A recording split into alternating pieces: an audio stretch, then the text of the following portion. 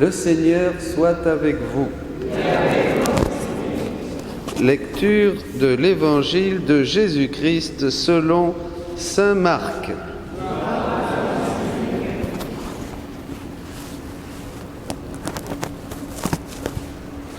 En ce temps-là, Jésus venait d'être baptisé. Aussitôt l'Esprit le pousse au désert, et dans le désert il resta 40 jours.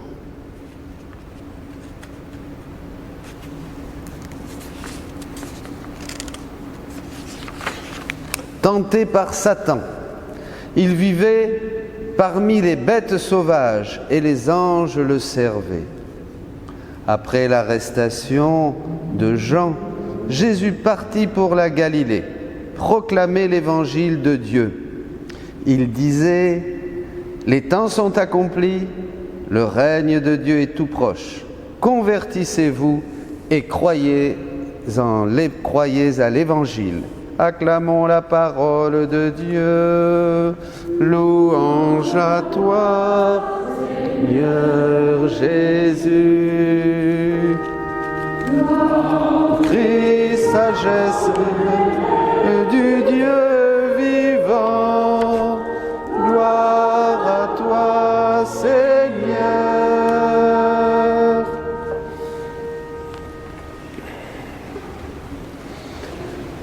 Premier dimanche de Carême, une belle invitation à la conversion, à continuer sans nous décourager. Voilà. Alors, qu'est-ce qu'il va faire Jésus au désert? On nous l'a dit déjà, c'est lui, c'est nous qui sommes tentés. Christ n'avait pas besoin d'être tenté par le diable. Pensez, c'était le Verbe incarné. Il l'a fait pour nous. C'est nous qui sommes tentés. Il a vécu toutes les tentations. D'ailleurs, on les retrouve dans les évangiles de Matthieu et de Luc. Mais ça va plus loin. Voyez, Jésus dit dans le livre du ciel: un sacrifice prolongé a la vertu d'obtenir de Dieu de grandes choses. Moi-même, durant ma vie sur terre, j'ai voulu rester 40 jours dans le désert, loin de tous, même de ma maman, avant d'aller en public annoncer l'évangile qui devait former la vie de mon Église, c'est-à-dire le royaume de la rédemption.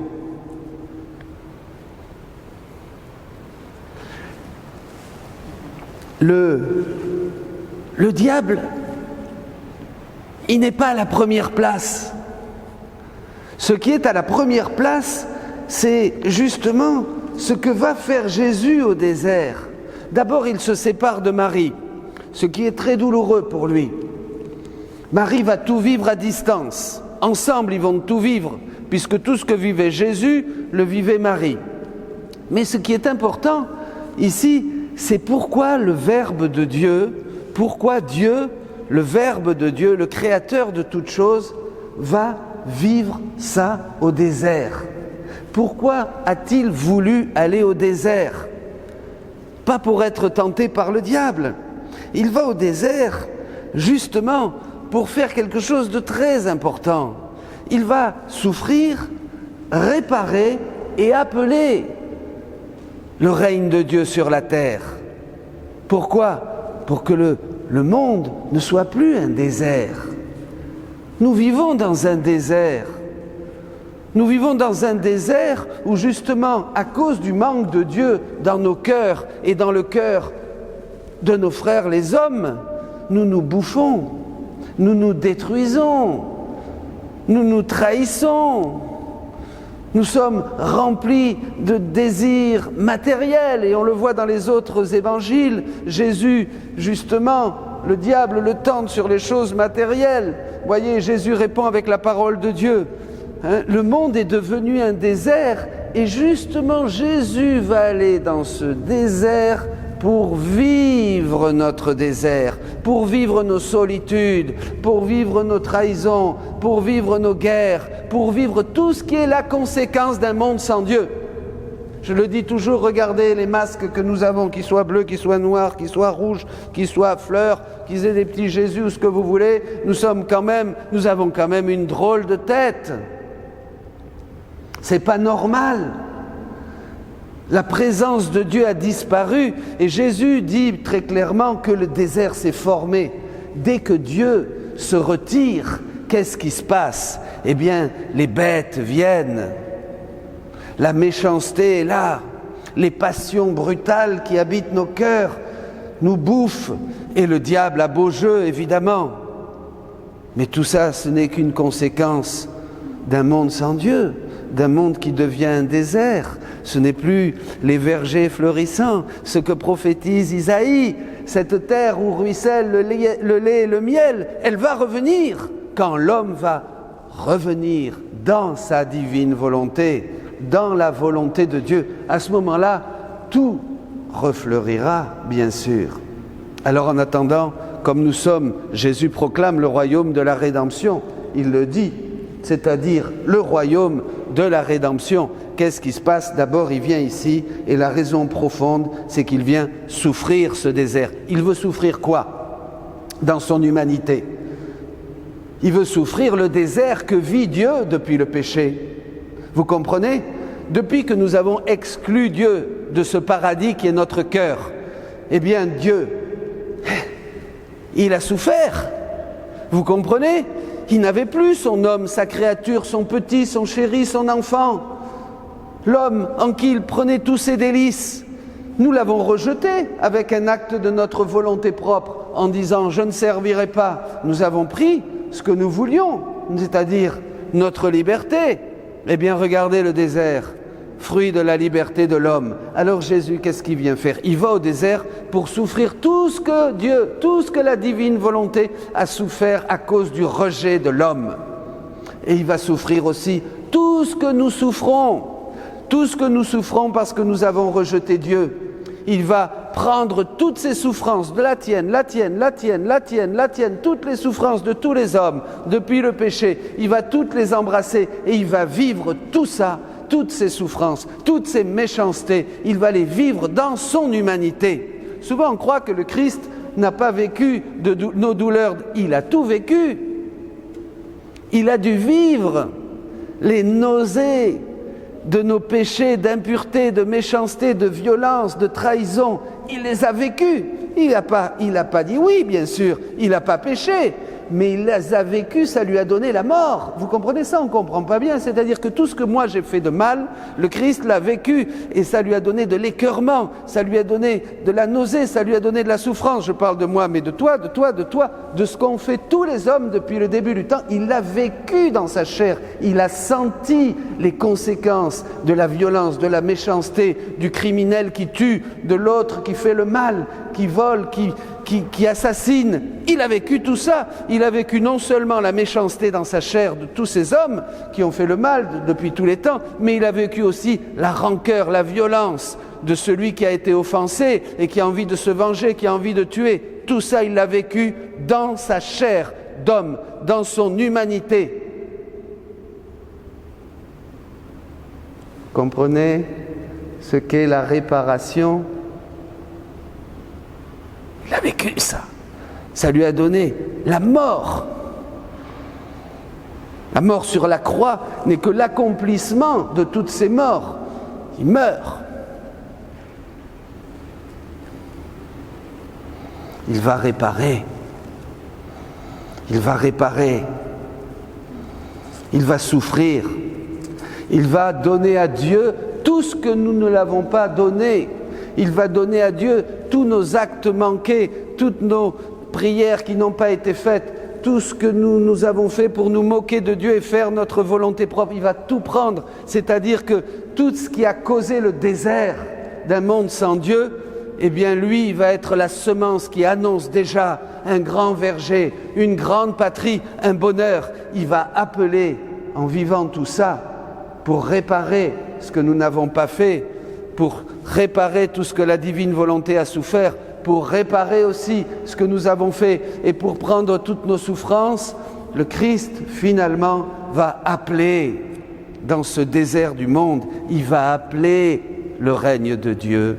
Il va nous inviter à la conversion, comme le dit l'Évangile, mais il va surtout supplier que vienne ton règne, que ta volonté soit faite de nouveau sur la terre comme au ciel, dans le cœur de tous tes enfants, pour que ce monde refleurisse, pour qu'il y ait de nouveau la fête, pour qu'il y ait des familles, pour qu'il y ait de la joie, pour qu'il y ait du bonheur, pour qu'il y ait ces délices que nous vivions avec chacun de nos enfants au début, avant que le péché nous sépare et fasse du cœur de l'homme et du monde un désert où le diable, évidemment, dès qu'il n'y a plus rien, dès qu'il n'y a plus Dieu, nous le savons, nous le vivons dans nos vies personnelles. Éloignez-vous tant soit peu de Dieu. Arrêtez de prier. Arrêtez de vous confesser. Arrêtez de vous reconnaître pauvre et pécheur. Laissez un peu le Seigneur de côté et vous savez que tout de suite, les passions se déchaînent. Tout de suite, le démon trouve des failles pour nous faire du mal. Pas vrai? Nous avons tous, c'est ça. C'est ça la vie spirituelle. Il faut être plein de Dieu. Il était rempli du Saint-Esprit quand il a été au désert. Et il veut nous enseigner une chose. Il faut être rempli du Saint-Esprit, rempli de la puissance de Dieu pour tenir le diable à distance. Jésus a dit à Louisa, il s'est approché du premier Éden pour faire le mal, mais de l'Éden de ma divine volonté, il ne s'approchera pas. Il tremble et il lui disait, regarde comme il a peur de toi. Quand on est vraiment dans la divine volonté, quand on a pris cette décision de faire cet échange de vie, mes amis, de vivre dans sa volonté et de laisser Jésus revivre sa vie en nous, eh bien, il n'y a pas de souci. Le diable, il n'a pas beaucoup d'emprise sur nous, il a peur, il s'éloigne, on le tient à distance. Voilà la vraie raison, le désert. Cette âme entourée. Alors pourquoi? Et Jésus dit, pour sentir dans mon humanité l'isolement de la divine volonté durant des siècles, 40 ans, quand la divine volonté n'est pas accueillie, il se forme un désert autour de l'homme. Les passions prennent le dessus, le matériel attire et le démon fait du mal. Voilà. Et il va dire à Louisa, suis-moi. Et je veux mettre l'accent sur ça. Est-ce que vous voulez suivre Jésus? Le catéchisme dit que Jésus nous demande de pouvoir revivre sa vie en nous et nous notre vie en lui. Notre vie en lui encore on comprend, mais sa vie, la vie de Jésus en nous, c'est-à-dire qu'il nous invite à faire réparation, il nous invite à aller au désert. Comment on va faire pour aller au désert? Eh bien, on va prier. On va aller dans ce désert du cœur de nos frères. On va aller là où est Jésus. Vous savez, dans la divine volonté, la prière n'est pas une pieuse intention ou une répétition de paroles. Ce sont des actes. Ça, c'est difficile à comprendre, hein. Ça change tout. On ne fait plus des prières. On pose des actes. Les actes de qui? Les actes du Christ. Les actes de Jésus. Il le dit, je veux revivre ma vie en vous. Catéchisme de l'Église, 521. Donc Jésus nous demande à chacun, veux-tu venir avec moi au désert pour faire ce que je fais? Il dit à Louisa, suis-moi pas à pas. Suis-moi pas à pas, pendant que je suivais mon Jésus dans toutes les œuvres de la création, dans toutes les œuvres de la rédemption, dans toutes ses actions, dans tout ce qu'il a fait dans l'Évangile, dit-elle toujours. C'est ça, faire des rondes.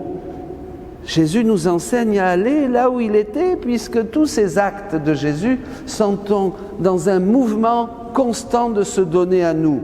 Ce sont des soleils. Tout ce qu'a fait Jésus, ce ne sont pas des histoires du passé. Jésus est le même aujourd'hui, hier, demain. Il dit que tout ce qu'il a fait dans l'Évangile, c'est du présent, brut, réel. C'est là, c'est pour vous. Comment j'y accède? En y allant avec mon cœur, avec mon esprit. C'est pas de la fantaisie, c'est pas de l'imagination, c'est du réel. C'est beaucoup plus réel que le fait même d'être ici.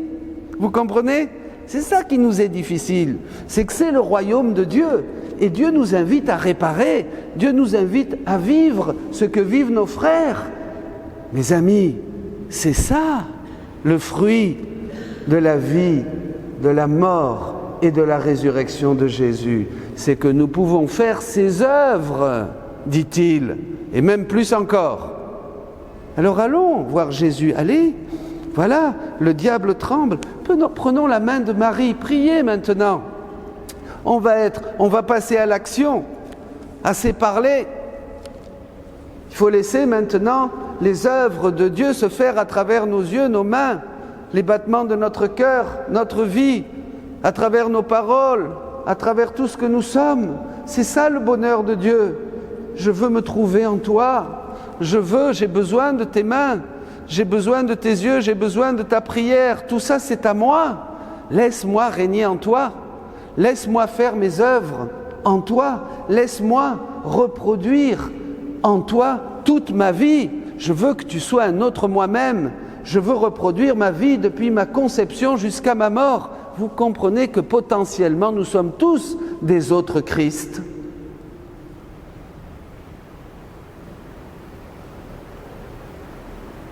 Il faut se sortir de l'idée qu'on va devant une statue et qu'on se met à genoux pour faire une belle prière et recevoir des grâces. Bien sûr, on le fait, le Seigneur nous donne des grâces, mais ça, c'est le béaba. Jésus veut nous donner beaucoup plus. Il veut tout donner. Il veut que nous agissions avec lui, que nous fassions ce qu'il fait. Il veut que nous allions aujourd'hui au désert. Comme dit mon frère, le père Tchonang, ouvre ta Bible et fais des rondes. Ouvre ta Bible et pars. J'aime bien, j'ai trouvé ça génial. Et j'ouvre cet évangile d'aujourd'hui et je dis, ben Jésus, je ne vais pas te laisser tout seul là. Vous allez laisser tout seul, là je vous parle. Vous m'écoutez. Vous êtes comme ça, et puis ben, c'est bien, ben oui, Jésus au désert. Allez, on passe à l'offertoire maintenant, c'est fini. Et puis c'est de la belle histoire. Jésus il souffre encore. Il est au désert là.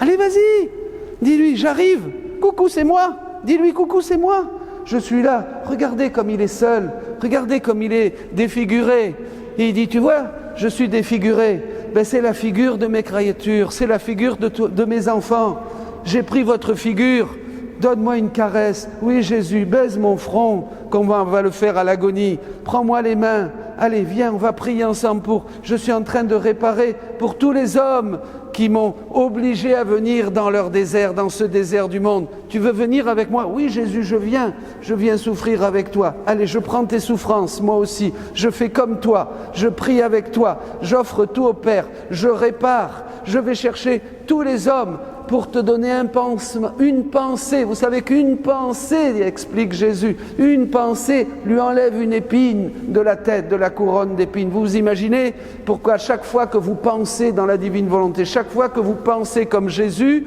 votre pensée est unie à Dieu éternel qui est partout et vous rejoignez toutes les créatures comme si elles glorifiaient Dieu. Eh bien ça, Jésus dit, ça me soulage.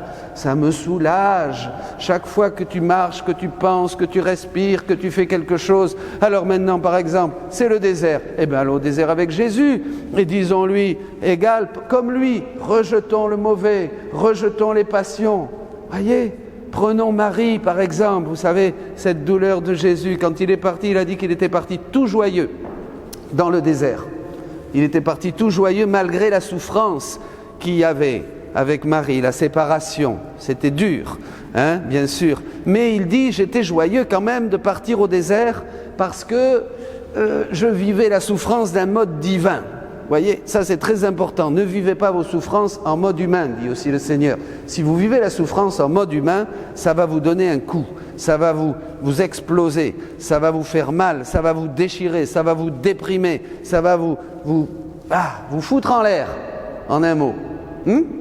il dit « Vivez vos souffrances en mode divin ». C'est-à-dire, Seigneur, ce n'est pas ma souffrance, c'est ta souffrance. Je vis ta souffrance. Je vis ta souffrance et je cache ma petite souffrance dans ta souffrance. Vous voyez, c'est comme ça qu'il faut souffrir. Il faut souffrir comme Jésus et Marie. Alors, il est parti tout joyeux parce qu'il savait que sa mère était là, que tout ce qu'il faisait, regardez, tout ce que souffre Jésus au désert, le souffre Marie à Nazareth, le souffre Marie par ici, par là, elle est là, elle est avec lui. Il n'y a qu'un seul soleil qui illumine Jésus et Marie, c'est le soleil de la divine volonté. Et Jésus est au centre de Marie, il est le centre de Marie, parce qu'il est la divine volonté, le Verbe incarné, le Verbe de Dieu, brille, resplendit comme un soleil dans le cœur de la Sainte Vierge. Donc tout ce que fait Jésus, le fait la Sainte Vierge. Ils vivent tout en commun, Jésus et Marie. Mais toi aussi, moi aussi, dès que je pars au désert, je vis tout ce qu'a vécu Marie, je vis tout ce qu'a vécu Jésus. Et je fais la même chose. Il ne fait pas plus que moi. Vous imaginez si c'est incroyable? Il fait la même chose que moi et je fais la même chose que lui.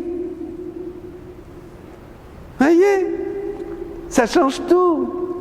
Eh bien sûr, puisqu'on entre dans cet acte unique et éternel de Dieu.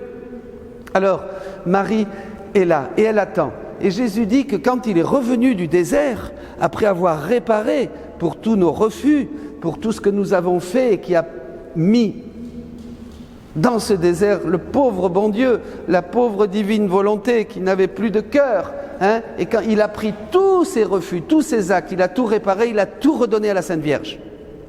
Parce qu'elle est notre mère. Il a tout redonné à la Sainte Vierge, vous imaginez? Parce qu'il n'y a qu'elle qui pouvait garder tout ça. Vous comprenez? Déjà, Jésus, et je le disais il y a quelques jours, quand il a voulu pardonner aux hommes, il a d'abord créé le pardon dans la Sainte Vierge. Quand il a créé la Sainte Vierge, Dieu, l'Immaculée Conception, il a créé le pardon, parce qu'elle est la mère du Rédempteur, parce qu'elle est la mère de miséricorde. Donc il a tout donné à la Sainte Vierge dès sa conception immaculée, pour que déjà, parce qu'il ne pouvait pas donner l'amour aux hommes puisqu'on avait péché. On était dans le désert, il ne pouvait pas nous donner l'amour. On n'avait plus rien, on ne pouvait plus recevoir l'amour après le péché. Alors il a trouvé cette folie de Dieu de donner tout l'amour et donc tout le pardon et toute la miséricorde à la Sainte Vierge. Donc la Sainte Vierge est vraiment notre mère de miséricorde et notre mère. C'est pour ça que nous pouvons la prendre dans toutes les situations de la vie, dans nos agonies, dans nos dépressions, dans nos tristesses, dans nos souffrances, dans nos doutes, dans nos peurs, dans nos déserts. Mais plus que ça, on la prend pour travailler avec Jésus. Travaillez tant qu'il fait jour, dit le Seigneur. Travaillez tant que vous avez de la lumière. Et qu'est-ce que c'est la lumière? C'est la lumière de ta vie. Parce qu'après, ce n'est pas la lumière. C'est le soleil éternel. Tant que tu as la lumière de la foi, travaille. Va avec Dieu, va avec Jésus dans toutes ses œuvres, dans ce royaume de la rédemption, pour refaire et faire et refaire, faire et refaire ce qu'il a fait. C'est notre vocation. Et alors là, si on fait ça, je vous assure, tout change. Le diable, il a peur là. Il est mort de trouille là. Parce qu'il vous sent dans la divine volonté, il ne supporte pas. Les passions, elles sont calmées. Jésus dit c'est de l'opium, comme de l'opium. Si tu vis dans ma divine volonté, c'est comme un opium qui va calmer tes passions, qui va calmer toutes tes angoisses, toutes tes peurs. Alléluia! Fallait pas dire Alléluia, c'est pas grave. Alléluia! Alors, c'est pas la liturgie, je parle. Mais bien sûr, c'est déjà Pâques. L'autre jour, nous avons visité, pendant le carême, juste avant le carême, une communauté religieuse. Et les sœurs se demandaient pardon. Et c'était très beau. Et à la fin, la mère prière est venue me voir et elle m'a dit, voilà, maintenant, on va chanter, Père, un Alléluia. On rentre en carême et on va chanter un Alléluia parce que pour toutes les sœurs qui peut-être ne verront pas Pâques, qui peut-être ne célébreront pas Pâques parce qu'elles partiront, alors on va déjà anticiper un peu la Pâques. Et c'était très beau et on a chanté Hein, on a chanté le Christ est ressuscité. Bien mes amis, ressuscitons dès maintenant, dès ici-bas. Comment ? Eh bien en allant rejoindre Jésus dans tous les mouvements de sa vie, dans tout ce qu'il a vécu. Il nous accompagne, nous sommes ensevelis avec lui, nous revivons notre vie ensevelis avec le Christ pour arriver jusqu'au dernier moment de notre vie, ce moment de vérité, ce moment du passage, ce moment extraordinaire, ce moment si beau où là, à ce moment, Dieu nous donnera le maximum, tout son amour, toute sa miséricorde. Il nous ressuscitera avec Jésus-Christ. Amen. Soyez bénis.